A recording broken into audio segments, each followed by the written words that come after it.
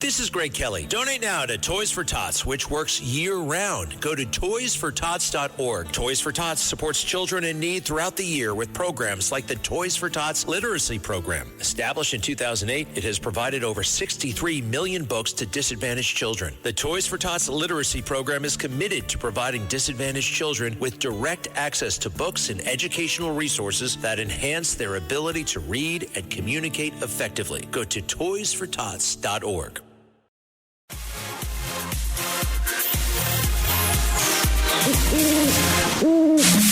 It's Another Side of Midnight. Political humorist TJ McCormick. Now, to the Bernard McGurk Studios, here's TJ McCormick. The hidden layer of our existence revealed. Walter Sterling from the Red Apple Audio Network. Red Apple Audio. UFOs. Cults. Aliens. Societies. Sterling Secrets.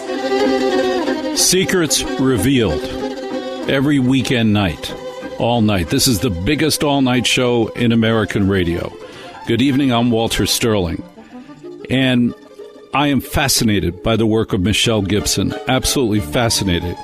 She writes blogs, vlogs, but she is an expert on ley lines, pyramids, transmission of energy wirelessly, free energy. She's an expert on those railroad tracks near your house that have been there long before you were born, but no one remembers any train running on them. An expert on that. Tonight she's going to talk about Tartaria. Tartaria. Ladies and gentlemen, let's talk to Michelle Gibson. Michelle Gibson, welcome to the other side of midnight.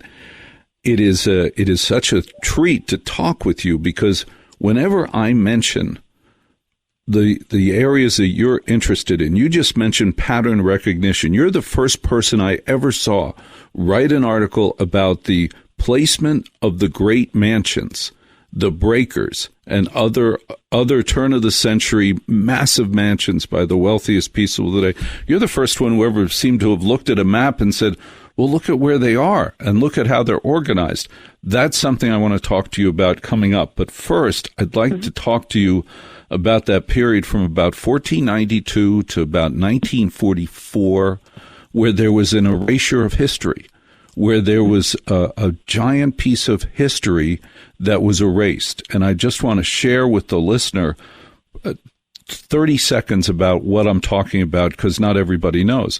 Tartaria was this, based on the maps, was about the size, half the size of China. It was about half the size of China.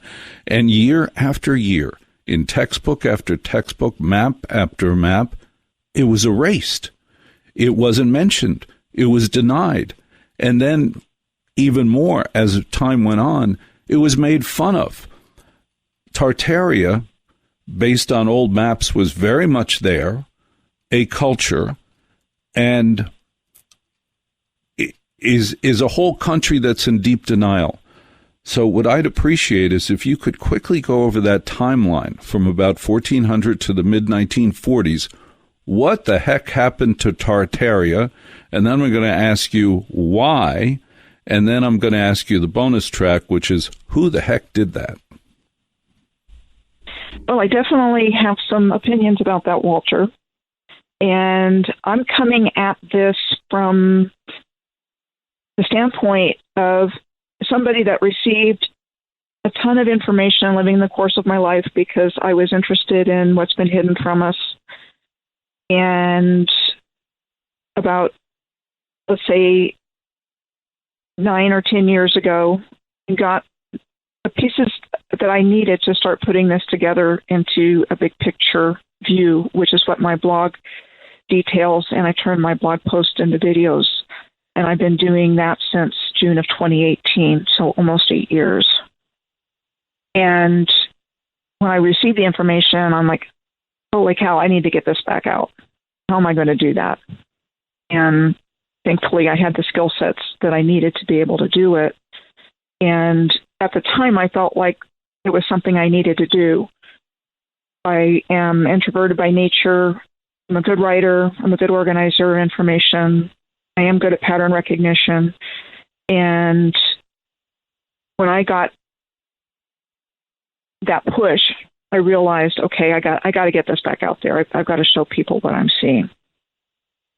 And my work is basically connected to sacred geometry, ley lines, and the Moors, and a civilization that I see going back to Lemuria or Mu, and being the same civilization as Atlantis, and a civilization that existed up until relatively recently, and we're still living and working in the infrastructure of this vast civilization that was worldwide. Tartaria is how it's best known and how it came back into collective awareness. But from what I can see, Tartaria was one empire of many,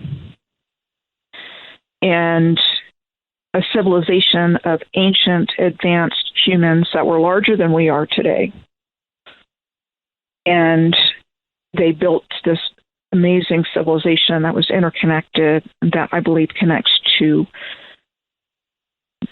the Moors are connected to the tribes of Israel, and I believe they're connected to the Aryans, the original Aryans, where you get the R in Tartaria. I'm working on something right now where I'm pulling together research that I've done primarily along ley lines, tracking ley lines, which is how I've gotten a lot of information, and looking at Persia/Iran with everything that's going on in the world today. And Iran has long been seen as like a cradle of the Aryans. But you find that R sound all over the earth, including in North America, like Arizona, and Arkansas. And then you find common symbols. So like the lion and the sun flag that's come back into awareness with everything going on right now, with the lion holding the sword with the wings. I've seen on the remnants of what was called a wholesale grocery store in Fort Smith. It's the same exact symbol with the lion, with the wings, with the sword in Arkansas. That's just one example, and that's really fresh because I'm working on that right now. Michelle, what do you feel that symbol means? What does each of those elements mean? Why is that found in location after location? What is it telling people who know what that means about that location? I suspect it has to do with the original tribes of Israel and the Lion of Judah. That would be my intuitive take on that. Because there's another symbol that shows up, which is the 8-pointed star. And that's all over the place, too.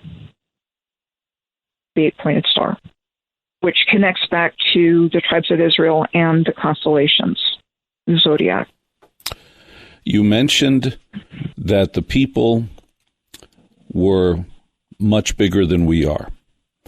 And for years, I have read stories about how the Smithsonian has giant skeletons that nobody knows about, that take a look at the doorways from the 1850s, these incredible Gothic and government buildings that were built. But, gee, the doorways are 10 and 12 feet tall. Why would they need that? Could you just go on a little diversion and talk about the height of the people you think were involved? Absolutely. And it sounds like you're well-versed in this subject, because those of us studying this area look at that fact constantly. Why would you build the buildings for a size for much larger people? Because that's what we're told in our narrative. And the 1850s is a good time. There's a lot going on in the 19th century, especially 1850, like between 1850 and the early 1900s, where all this building was going on. And even during the Depression, they're supposedly building these massive buildings, which makes no sense. And that's part of the breakdown of the narrative. And so you have massive doors. You can even just look at the Supreme Court building in Washington, D.C., which was said to have been built between 1932 and 1935, which was in the middle of the Great Depression. Massive building, massive doors. One example of countless. And in the 19th century, there were articles in newspapers about giant skeletons on display at local venues like the library or in front of a store. And then in the 20th century, the giant skeletons went away and replaced by hoaxes. They're hoaxes. They're all hoaxes. So there's been this massive cover-up of these giant skeletons, as well as the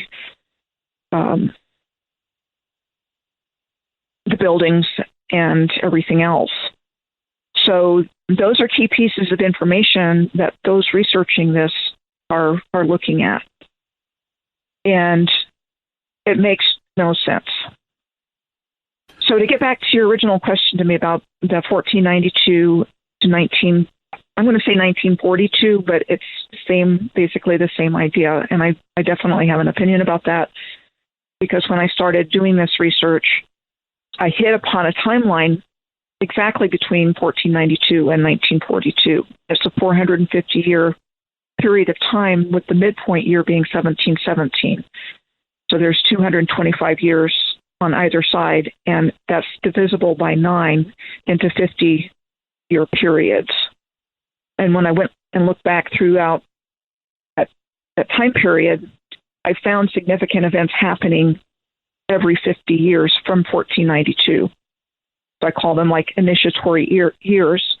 1717 was interesting at the midpoint, because that's where the Premier Grand Lodge of England was founded in 1717, and that was the same year that they adopted the Anno Lucis calendar. And that's where they add 4,000 years to whatever year we're in for the Masonic calendar. And it's a big question, because there's a lot to it. Because this timeline was overlaid over this original civilization, which was highly advanced and interconnected worldwide, like with the symbols of the lion and the sun and the sword and the 8-pointed star, as symbols of the civilization of a humanity that was highly advanced and, I believe, functioning in higher consciousness. I believe that civilization was deliberately destroyed by at least one attack, maybe several, on an energy grid that was worldwide. And this energy grid was like a free energy generating grid that powered everything on the earth.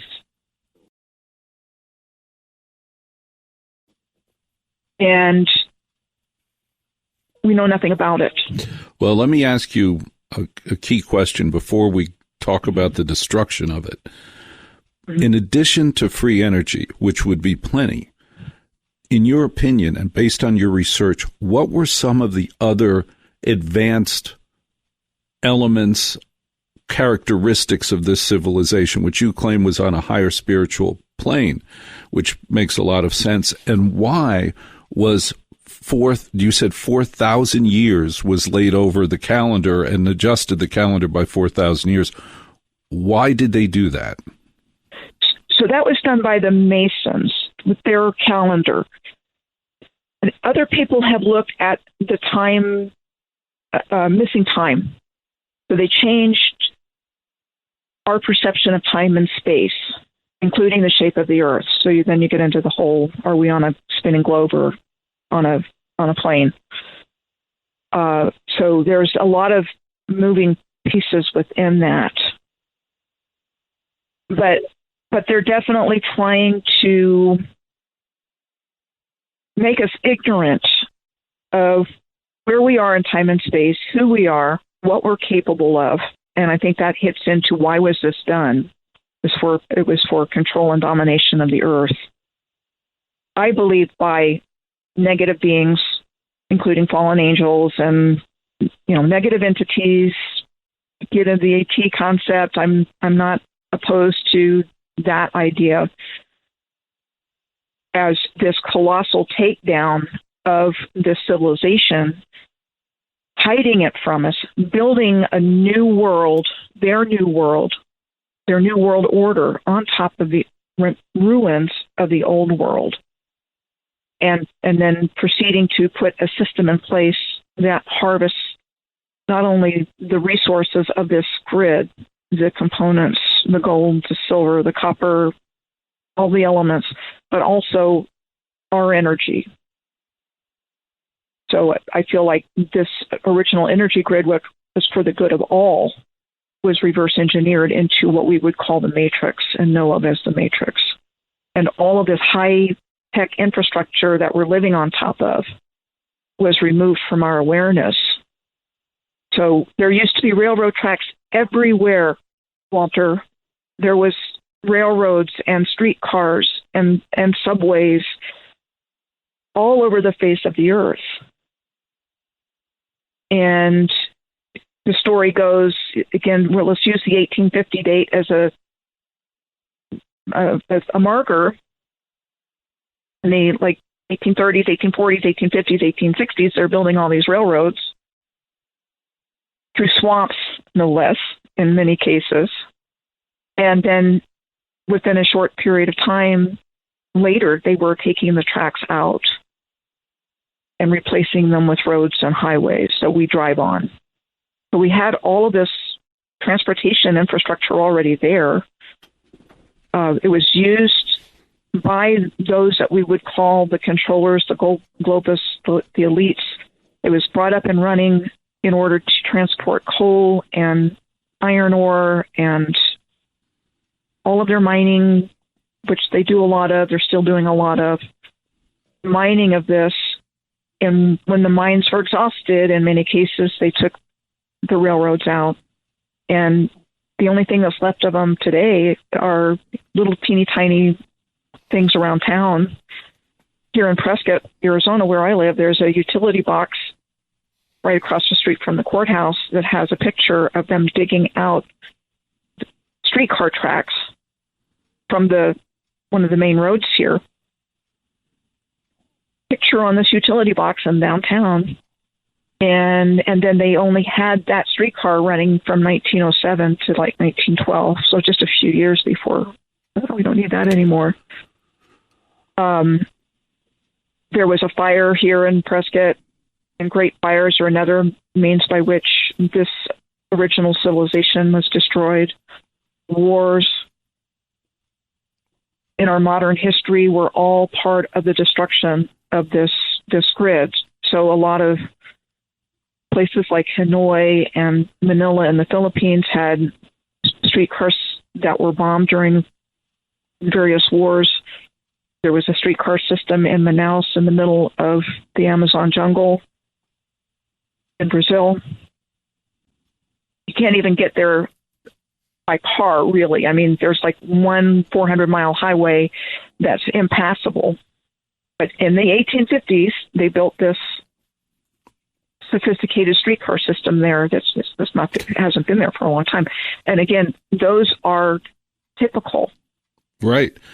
Typical examples. Right. Michelle Gibson, we're talking with Michelle Gibson, an expert on all the things we're actually interested in: Tartaria, lost civilizations, the previous civilizations, the changes in our calendar, erased history, peeking under the veil of mystery that we live in. You go to many cities. I'm just reminded of things you said. In Cleveland, of all places, there is a vast, sophisticated subway system not used. The trains are still there. They stopped using it in 1940, but it's there.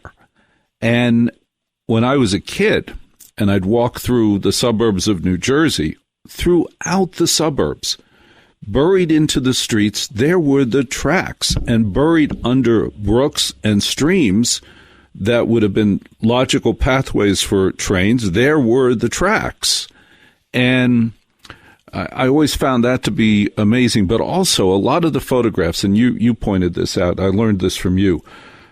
You look at these Gothic cathedrals, you look at these Beaux-Arts government buildings that are astonishing and huge, and then you look at the pictures of when they were being constructed, quote, constructed, and they were surrounded by dirt roads. They were surrounded by construction workers using horse-drawn carts to allegedly bring construction material to buildings that, they seemed fine.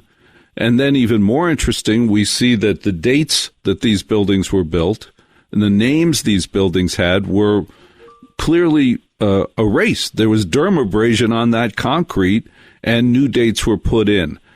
It's an astonishing play on our history. Now, in Tartaria, who were the people? Who were the people who built it and occupied it? Are they still? Are their ancestors? Are their descendants still alive today, or were they erased? I believe that we do have original civilizations still in existence, but they've been genocided terribly and persecuted terribly. So again, I think it connected to the Moors, is connected to who are connected to the tribes of Israel, who are connected to the Aryans, I believe. And the entities behind this that I don't believe are human have latched on to their legacy, taken credit for everything, and proceeded to subjugate and treat these people horribly. And so it gets a little confusing, because then you get into the whole racial issue, which has been used to divide humanity. Religions have been used to divide us humanity. But I don't think that was the case originally, that humanity was in a harmonious and balanced relationship with each other. The empires that we're taught that were at war with each other were actually working together. And we've just been given this whole fabricated history to get us to think we're at the most advanced we've ever been, when we're not. And that in order to control us and our energy and replace the original humanity, which was connected directly to the Creator, with this messed up, controllable version of humanity, which we're seeing play out today. Now, and that's one of the advantages to being a truther right now. We're seeing the whole agenda, the last few years, with all of the transisms, transhumanism, transgenderism, all of that to bring about a humanity that is controllable, and use that energy, which is also connected to the Creator, for true humans, and harvest that. And then if somebody is connected directly to the original humans, they don't want that human to exist, the one that has the higher abilities. Right. Now, let me ask you about the energy grid, which has always fascinated me. Whenever we study the pyramids around the world and the theory that they may have been connected in some way, the ley lines, which were gifts from the earth to communicate energy throughout the earth. How do you believe this free energy was communicated, and how do you believe it was stopped? It may still be very much in play, to start with that part of it. But I do believe that it was a pyramid-based energy grid. Everything was lined up perfectly with the heavens. So Earth is a mirror of what's going on in the heavens. And I believe that it was a synergistic system that worked together, and that the earth energies of the ley lines were groomed in such a way, in accordance with this energy grid, that it connected everything together. It connected the people of the civilization, it connected the earth with heaven, and it was a beneficial system. It benefited all life. And a lot of the knowledge about the ley lines came back through dowsers who were dowsing these energy lines. John Michelle, Hamish Miller, Hugh Newman are names that come to the mind, because when I was first getting the information I needed to do this work, I was watching their stuff on Megalithomania, which is on a YouTube channel, conferences that were organized and posted in different places. And these earth energy researchers were talking about what they were finding on these ley lines. And so that was like an early bit in my education that guided me in that direction. And again, I think this was all working hand in glove. And the conspirators are actually the ones that destroyed the civilization and gave us the world we're living in today. Michelle Gibson, a brilliant journalist, researcher, academic, and the most thoughtful person I have ever read about these subjects that you and I have shared tonight. Michelle, take the time to tell us exactly how to find you online. My main website is piercingtheveilofillusion.com. My YouTube channel is at Michelle Gibson 8946. I have a Substack. I have some ebooks. I have a collaborative project with some other people called The Liar's Mask, LYRE''S MASQUE. Those are in the links for all of my platforms are in my video descriptions, and I did email you those links, Walter, if there's a place that you have to put them. And they will be heavily promoted, Michelle, and I hope that this was not a painful experience for you, because I need you to come back on this radio show. I would be happy to. And it sounds like this is a subject that you've been tuned into for a long time. Michelle Gibson, one destination online to go, because in radio we can only absorb a little at a time. So just name one that you'd like us to go to for sure. As far as my platforms, yes, I would start with my blog. Got it. And what's the address of that? It's www.piercingtheveilofillusion.com. piercingtheveilofillusion.com. You will have no idea how many times I'm going to say that phrase on this radio show tonight and tomorrow night, and I will bother you all week to get you on again soon. Michelle, an honor. Thank you very much for your time today. Thank you for being on the Red Apple Audio Network with Walter Sterling.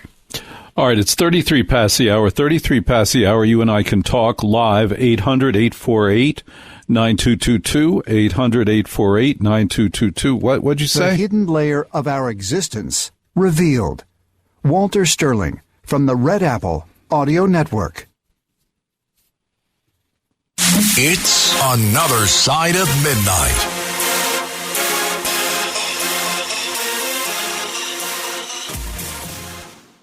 Rural Americans deserve access to the best of what our country has to offer, especially health care.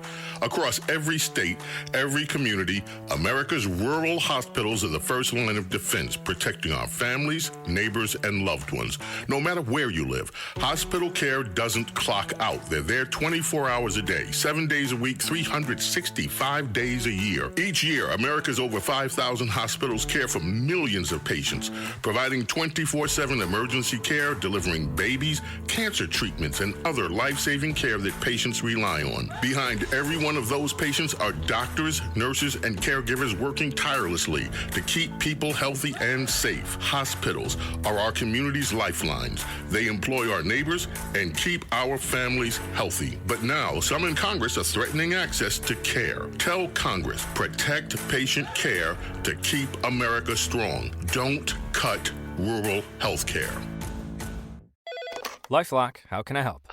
The IRS said I filed my return, but I haven't. 1 in 4 tax-paying Americans has paid the price of identity fraud. What do I do? My refund, though. I'm freaking out. Don't worry, I can fix this. LifeLock fixes identity theft guaranteed and gets your money back with up to $3 million in coverage. I'm so relieved. No problem. I'll be with you every step of the way. 1 in 4 was a fraud-paying American. Not anymore. Save up to 40% your first year. Visit LifeLock.com/podcast. Terms apply.